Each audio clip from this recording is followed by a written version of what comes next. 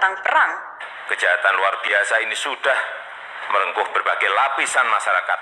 Semua itu harus dihentikan, harus dilawan, dan tidak bisa dibiarkan lagi.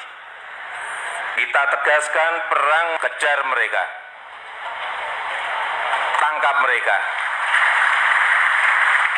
hajar mereka, hantam mereka.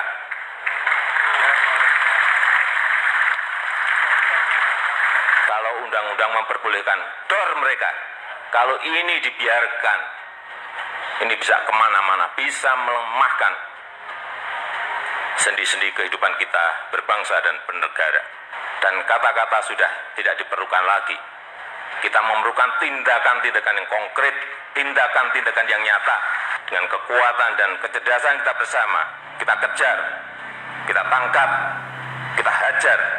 Dimanapun ya saya perintahkan untuk hadir dan memberantasnya. Saya ingin tegaskan, saatnya kita perang.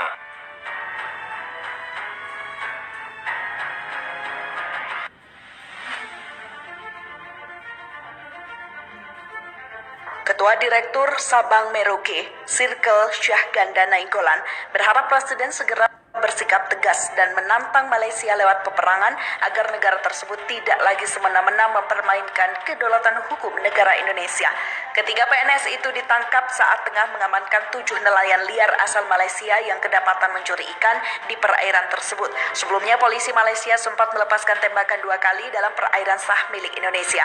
Menurut Syahganda, selama ini kehormatan negara ataupun bangsa Indonesia sering diganggu sekaligus dilecehkan secara tidak hormat oleh Malaysia, bahkan diantaranya berupa pencaplokan batas wilayah negara serta penganiayaan fisik pada warga negara Indonesia yang dilakukan pihak Malaysia dengan sengaja dan berlebihan.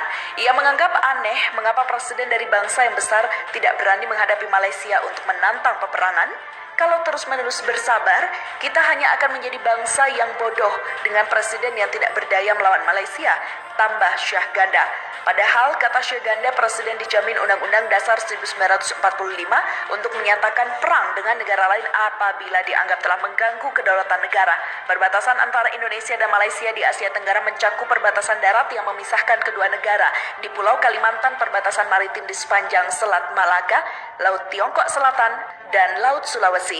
Demikian dikatakan Koordinator Serikat Aksi Mahasiswa Nusantara atau Semar Nusantara Antoni saat berunjuk rasa di Kedutaan Besar Malaysia pada Jumat. Anton mengatakan bahwa Komando Pelaksanaan Operasi Pengamanan Perbatasan Republik Indonesia Malaysia, Brigadir Jenderal TNI Roni marah besar atas perbuatan pekerja perusahaan negeri jiran yang merusak patok batas kedua negara.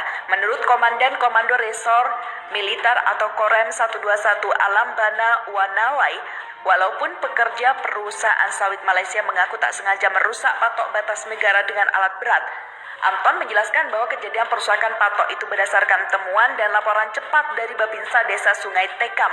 Laporan terkait adanya alat berat perusahaan sawit Malaysia yang membuat parit dengan telah merusak patok batas negara nomor G531 di wilayah Kabupaten Sanggau. Perusakan patok batas negara tersebut diduga dilakukan oknum karyawan perusahaan kelapa sawit Malaysia pada Selasa sekitar pukul 11.00 waktu Indonesia bagian Barat. Kegiatan pembuatan parit di batas negara Indonesia Malaysia mengakibatkan patok batas negara dengan nomor G531 terlindas alat berat yang sedang bekerja menggali parit, terang Anton. Menyikapi hal tersebut, kami yang bergabung dalam Serikat Aksi Mahasiswa Nusantara atau Semar Nusantara akan menuntut, pertama, mendesak Presiden Joko Widodo untuk memutus hubungan diplomasi Republik Indonesia dan Malaysia karena diduga perusahaan sawit Malaysia menyalahi aturan. Penganiayaan dan pemerkosaan yang dilakukan warga negara Malaysia terhadap WNI 26 TKW asal Lampung kembali membuat warga Indonesia berang terhadap Malaysia. Masa Aliansi Pemuda Ganyang Malaysia dan Masa Benteng Rakyat Demokrasi atau Bendera menilai tragedi tersebut adalah bentuk dari ketidakseriusan pemerintah Malaysia dalam menjaga hubungan baik dengan Indonesia. Belum kering tinta perundingan, mereka sudah mempermalukan warga negara Indonesia secara tidak beradab. Ini sudah sangat keterlaluan. Kemarin mereka mengambil pulau, mengsengketakan perbatasan, mengaku-ngaku budaya Indonesia, hingga ratusan kali terjadi kasus kekerasan terhadap TKI. Mereka harus dilawan, ujar deklarator bendera Aldian Napitupulu di markasnya Jalan Diponegoro, Jakarta, Jumat kemarin.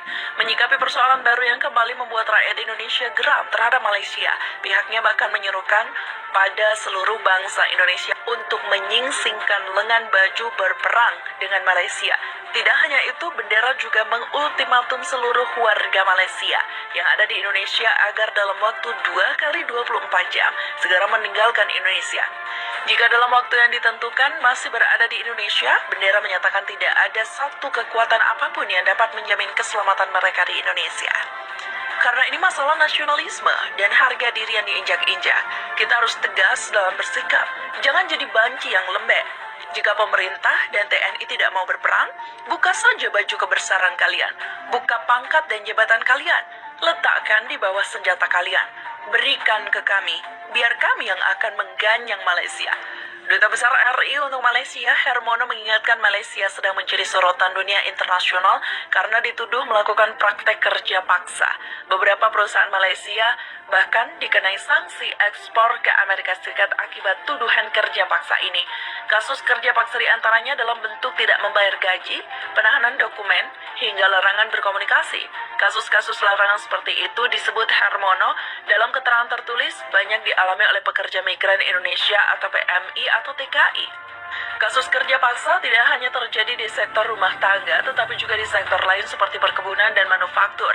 Sesuai catatan KBRI Kuala Lumpur selama 2021-2022, selama 2021 KBRI berhasil mengembalikan hak gaji PMI sejumlah Rm 2.166.890,63 Rm atau lebih dari 7 miliar rupiah milik 206 PMI sektor rumah tangga.